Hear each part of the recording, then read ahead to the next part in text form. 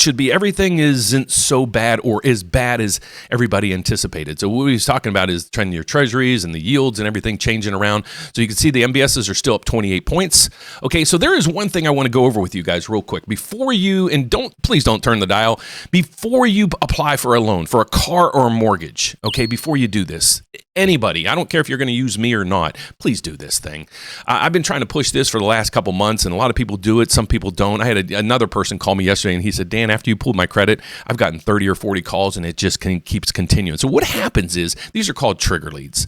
Okay, so when a bank pulls your credit, if you're looking for a mortgage or a car, what they're going to do is the credit agencies are going to sell your data, and they'll sell it to anybody, basically. So if you want to stop that, the credit agencies actually created this. You have to fill out the form to stop your financial data from being sold. So if you want to take advantage of this, just go to optoutprescreener.com. I have it down below in the description as well. Just sign up for this thing and it'll stop all your data from being sold. So that's that part of the equation. So let's go back to the calendar for what we got. There's really nothing coming in tomorrow. So this is basically the news that we have for today. So as long as the China trade goes okay, or they settle on this is basically the headlines right now. So we have jobs report came in. It was okay. We have GDP come in, or the durable goods orders.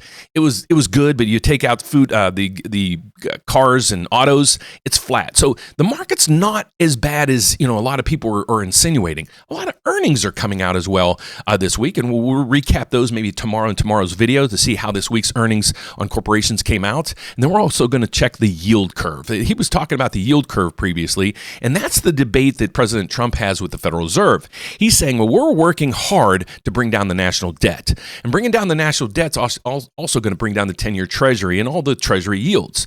But the Federal Reserve, they really don't control directly, but they have an indirect control over the front end or the short-term rates.